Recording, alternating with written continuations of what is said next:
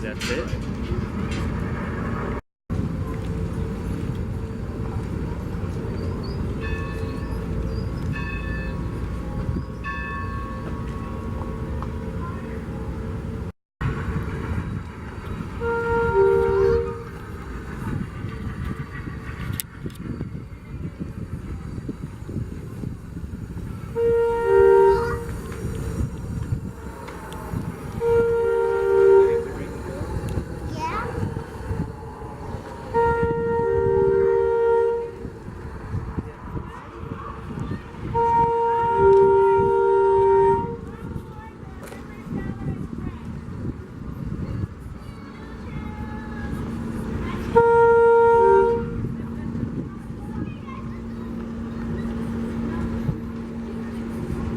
Instead, you go in through the nose if you want to try that.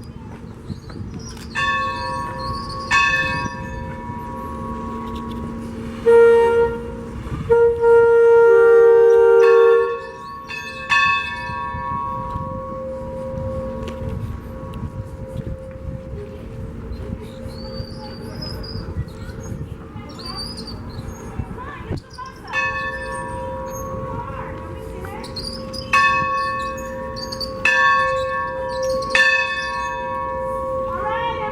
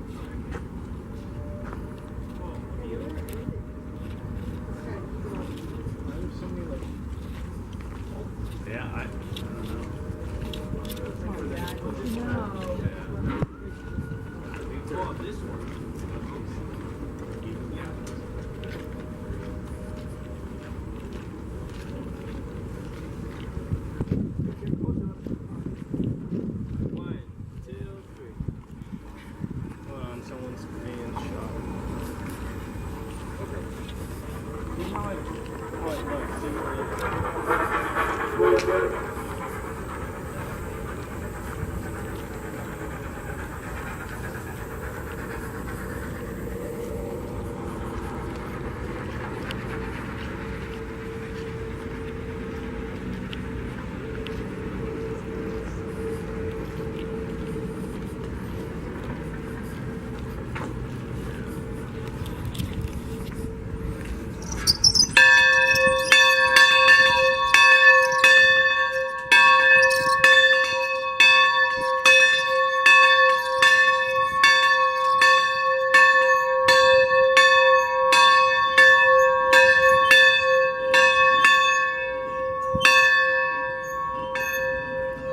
You mean it?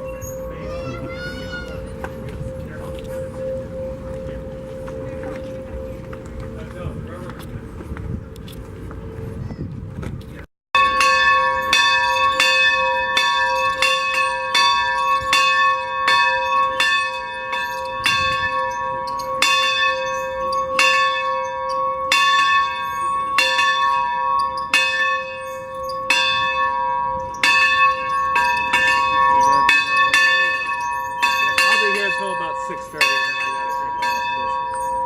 My train back to LA gets here about 7:20, and it's at least about a 20 to 25 minute bike ride. Yeah, we haven't even tried it yet. Yeah. Sorry about that. We're really short-handed today. There's only about 5 of us here. We can only do the tour when we have enough people. It's being really hot outside. It's pretty good in here. Yeah. Well. The car's hooked up to an air conditioning unit, and we try to run it whenever we can to keep the inside cool. What is it on for? This is the lounge section of the car. Yeah. This car was originally built by the Pullman Company in 1923 at their factory in Chicago. And that's a picture of the car in 1964 when it was brought out here, the bottom one of the two. The car was originally leased out by the Pullman Company. It was used at first by the Monon Railroad on their overnight passenger trains between Chicago and Louisville until 1935, when the car was taken back to the Pullman plant to be rebuilt. And during that rebuild is the time when the observation platform that used to be on the back of the car was removed, and the car length was actually increased by about 3 or 4 feet. So the car was originally shorter than it is now. So it actually had a platform? Yes, it did. A lot of people don't know that. No, it has no evidence of it. Yeah, well, like I said, the car's been rebuilt since then, so it's, unless you know the history of the car, you wouldn't know that there used to be an observation deck on it. The deck was located roughly right about here, between this spot here and this window. Is roughly about where the deck was located. Yeah. In 1935, after it was rebuilt the first time, the car was then leased out to the Nickel Plate Railway Company, used on their trains between Buffalo, Chicago, and St. Louis. And then it was still leased out from the Pullman Company until 1947, when the railroad decided to buy the car and add it to their already existing passenger equipment fleet. Is it original, is it? Yes, for the most part, this configuration is all original. Everything in here, except for a few of these chairs, is original. The lights are original. The curtains are original. Clock? Yeah, everything in here is original, except for some of these chairs. Yes. This one, original? No. Yeah. Really? Yeah, some of this is original. Like this is the original china that was used in this car. How about it? How funny. Yeah. Yeah. Most of the items in this car are original, and this portrait over here has a diagram of the car, so you can see what it originally looked like. Yeah. Right here is the original plans from 1923 when the car was built. And on this end back here, you can see where the observation deck was. What's that? The box, something like that? This. And then a private organization in California acquired the car and the nickel plate sent it to Chicago, and then from there it was handed over to the Santa Fe, who brought it out here, and it ran in charter tour service all over the West Coast until 1971, when Amtrak told the group that they would allow them to run their charter trips and let them continue those if they wanted to, but they would have to convert the car for head-end power instead of using steam from the boilers on the early diesels like the car was originally configured for, because this car was built initially during the steam era. Right. So it was set up to use steam instead of electricity. They did an analysis of the cost and on the car itself to determine how much work the car would need to reconfigure it for head-end power and how much it was going to cost to actually upgrade the car. And it was found to be more than what the group could afford at the time. So the group disbanded, and the car then ended up in the hands of a real estate agency in Orange County who used it as an on-site field office for a housing development that was under construction. And then in 1980, when that project was finished, the company approached us and asked if we would be interested in the car. Our board of directors said yes, and that's how we got the car. And the company then moved it up here by truck. And over the years, you can see we've made some changes to it. Like some of these window frames, you'll notice they look newer than the others because we've been replacing them as the wood on the original window frames rotted away, and it was just really in bad shape. So that project is still ongoing. There's still a few more components on this car that need to be refurbished that we just haven't had the time to get to yet because we've had other projects going on as well. When we had that whole situation with the 4014 going on, Oh, yeah. all the other projects we had going on at the time kind of were kind of put on the back burner until that was straightened out. And as you can see, when the car was brought out here in 1964, it was originally painted in blue and white with the yellow trimming on the sides of the car on either side of the windows. And it was like that on both sides. And then here is what the car originally looked like on the nickel plate. Of course, that's not the car we're in now. That's the Kichigami Club, which is a well-known sister to this car and is still used in private charters today, though mostly on the East Coast. But that is sort of what this car originally resembled. Thank you. Okay. Yeah, this car was originally called the Mountain City when it was built. That one was originally the Mountain View, so they actually had similar names all their lives. When they were rebuilt, that car became the Kichigami Club. This one became the Carrollton Club, and then it lost its name. You'll want to go out the other end of the car, down that way. And then it lost its name in 1959 when the nickel plate converted it to a business car. Oh, okay. And then after the Norfolk and Western took them over and bought them out, they sold the car to the Palos Verdes Peninsula Railway Company, which was the private organization that bought the car and had it brought out here. And they were the ones that used it in charter tours throughout the late 1960s and early 70s. Okay. Then it ended up in the hands of the real estate company in Orange County, and then we got the car in 1980, and we've had it here ever since. And as a little tribute to one of the members who was a very key figure in making it possible for us to get this car, we renamed it after Bill Fletcher, who was our president at the time. And over the years, we've been doing a lot of cosmetic repair work on the car, as I mentioned earlier. And one of the biggest ones we did was we painted it back in its original Pullman green paint scheme with the white paint up on the roof, because which is how it was originally painted when built in 1923.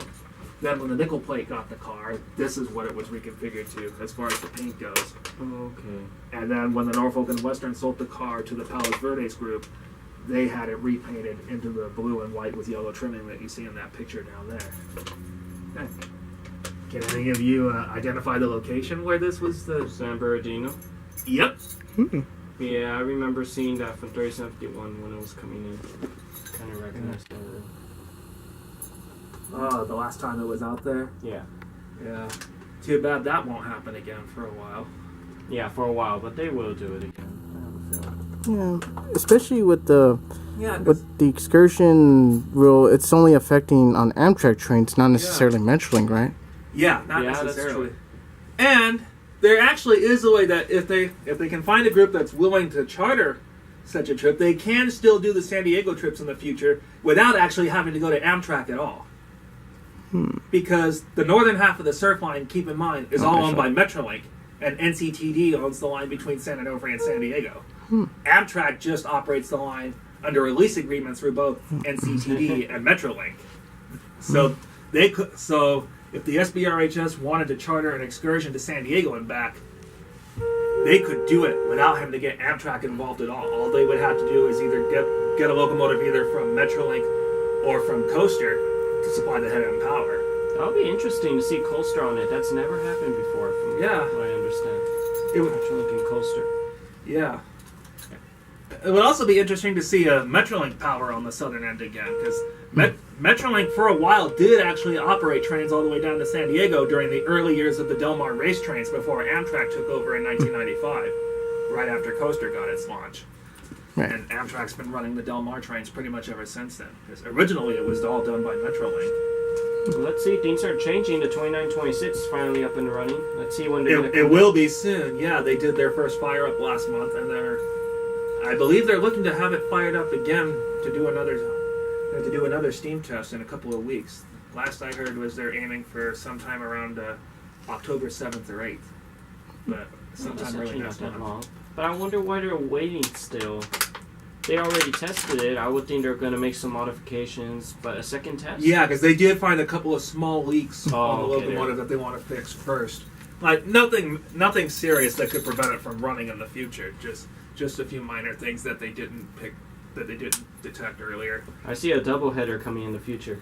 Yeah, so one of our members, Paul Stavanis, in addition to being involved here, along with Sam, both gentlemen are actually crew members on the 3751. And I've heard straight from Paul himself that the SBRHS has been in discussion with the group in Albuquerque and with BNSF about possibly having both locomotives make the trip out to Williams from their respective home bases and do some doubleheader trips on the Grand Canyon Railway. Let me guess, is it during the week when the idea will be? It would be great if it's done in the summer, Dom. Like, nothing's ever really been finalized of it. It's just something that that all four entities have been talking about amongst themselves. Recommend it, though, because they keep doing it during the week, and come on, us people have to go to college, to high school, we work, we want to see history, too. Yeah. History being made. Well, hopefully, if they ever manage to get something like that put together, they'll do it like during the summer when everybody's out from school. That would be why good. do you do it during the school year or work year? Why not during the summer?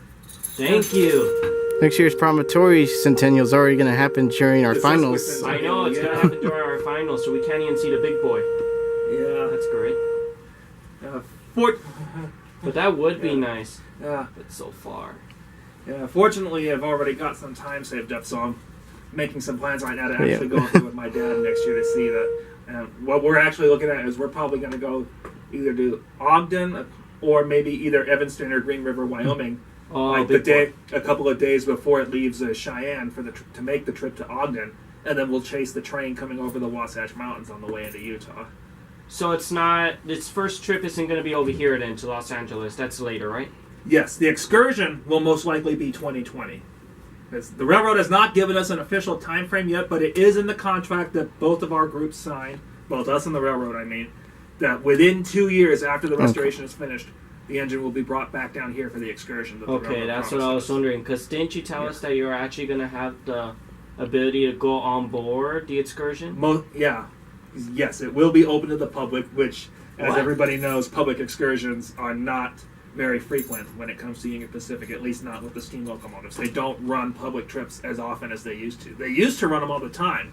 And then in 2000, for some reason, they just severely cut back on the number of public trips that they operate. So now the only one that they operate on a regular basis anymore is Frontier Days. Okay. And because they're going to be stretched very thin for the 4014 just to have the big boy ready in time for next year, and because they're also planning additional trips for next year for the big boy, they had to cancel the 2019 edition for the Frontier Days train. Mm-hmm. So they're not going to be able to run it next year because they simply won't have enough people available to actually put the train together and actually handle the running of it. Since the steam crew is just about 9 or 10 people. How is that possible? I mean, there's so many people supporting and money. I would expect to have a lot of work volunteers there. There's only 9, 10? That's just on the UP steam crew, yeah. Okay. Yeah, because the Ed Dickens, his fireman Ted Schulte, and there's only 2 other guys that are actually properly trained to run the locomotives, and their conductor. That's all handled by them. The Denver Post is the group that handles like all the marketing for the excursion, like merchandise, ticket sales. That's all handled by them. Everything else the railroad handles, including like dates, routing, determining like a schedule for when the train will actually run. Oh, that's pretty bad. Like purchased this car from Pullman and continued to use it in that same capacity until 1959, and the car was reconfigured again and converted to a business car. And it became nickel plate business car number 6, and it was used as a business car until 1964. And the nickel plate was taken over by the local Western Railway. When you say business car, what does that mean? That means the car was used to transport the railroad executives around the city. Yeah. It's the national form again. You can see these are all the sleeping quarters right Except here. it's a little more And open. you have these chairs down in the bottom section that could be folded down into the Look at that beds bed. at night. I think you have these bunk beds above that could be just dropped down. Why would they don't make kids' bedrooms like that? And there were originally 4 sleeper closets. They decided that they didn't really need the car since they had their own business cars already. So the car was purchased by a group called the Palos Verdes Peninsula Railway Company. It was a private organization. They bought it in 1964, see a little door right here. and the car was then transferred to Chicago, where it was interchanged to the Santa Fe Railway, who brought it out here from the Midwest. Well, this And must then be it the rest. ran in charter. It There's a ran door. on 1975. That fired it up for the first time. Ran it down to SP's Brooklyn Yard in Portland. He knows his stuff when it comes to maintaining and operating a steam locomotive, and the man clearly enjoys what he does. Well, hopefully we get to meet him in the future. I mean, I believe we saw him, but what do you ask a guy like that? He's being asked the same question.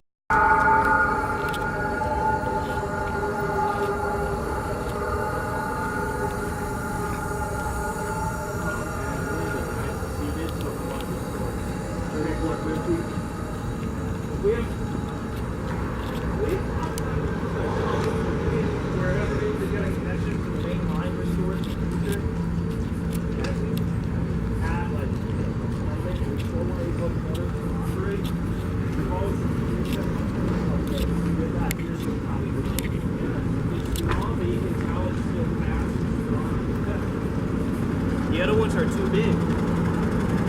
Yeah, I think that it may be small for but it's still large enough and powerful enough that we can high speed. I think somebody just reached in through the bar. There's nobody in there right now. I wonder why it sounds really good right now. And it's kind of slow in here too. There was like a ton of people.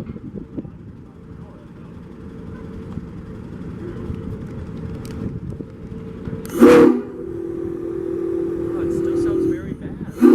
Well, like I said, somebody went over to the air tank and lowered and they partially closed the valve on the air pipe, so there's not as much air flowing into the whistle as there was. That's why it sounds so weak.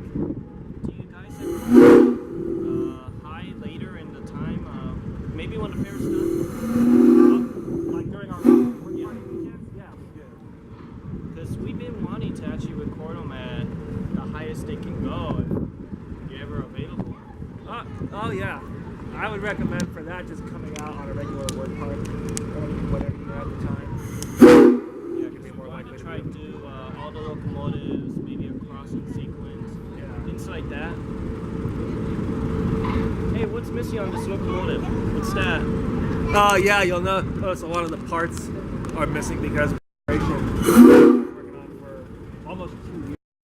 Refurbished and is pretty much done except for little things here and there. And we just finished reassembling the locomotive out there. Yeah, Oh, the only problem is is, I don't know what's going on between the Foley RA. and not to mention the that rope really looks old and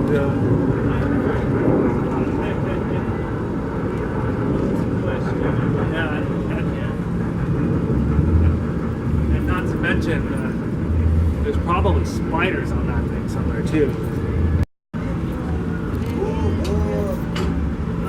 Is this one big gauge locomotive? Or Yep. standard? Narrow. Yeah, this is the same gauge as the two Rio Grande engines down at Knott's.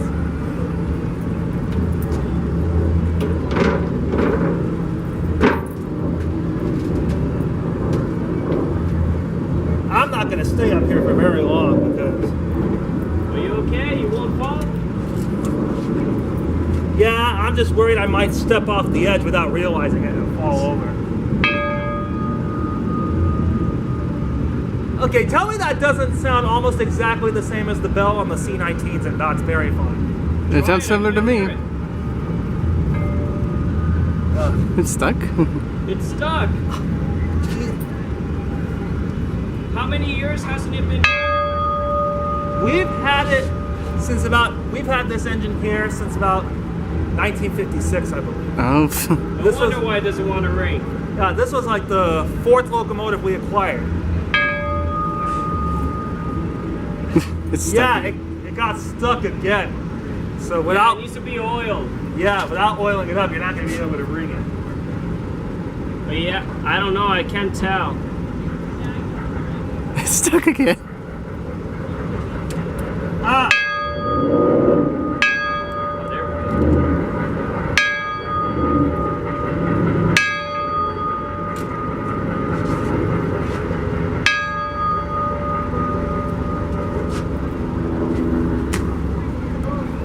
Yeah, Looks free. unfortunately, without a little oiling, you're not going to be able to get much sound out of it.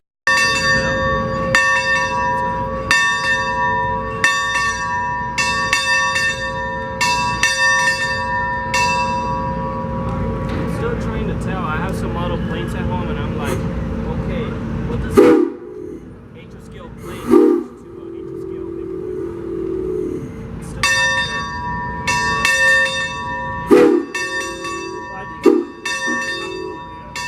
Well, I think like an HO scale model of a 747, I think it'd probably be about the same size. Maybe a bit smaller. Southwest. It is 1/130 scale. I don't know if that would match up because I mean the doors are about big enough. Side by Only available on shipping. They announced how it's coming. Usually one of the whole and also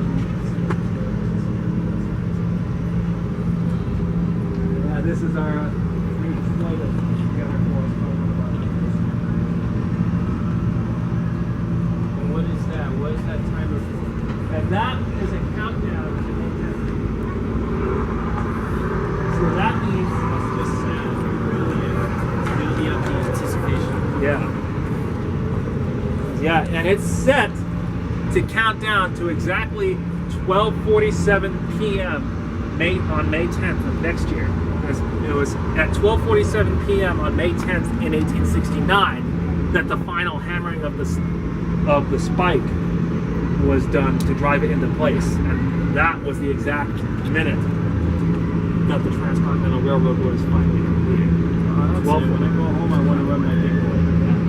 The final hammering of the last spike to complete the railroad occurred at exactly 12:47 p.m. on May 10th, 1869. So that means we currently have 259 days, 20 hours, and 24 minutes, and 35 seconds to 12:47 p.m.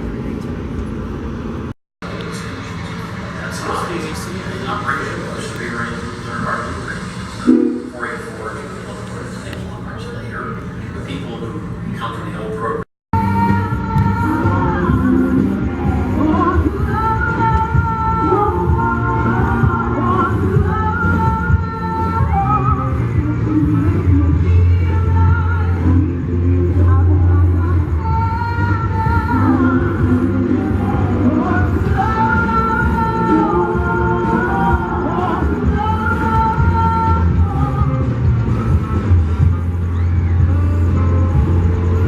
By the way, this footage is owned by Trains Magazine, not ours.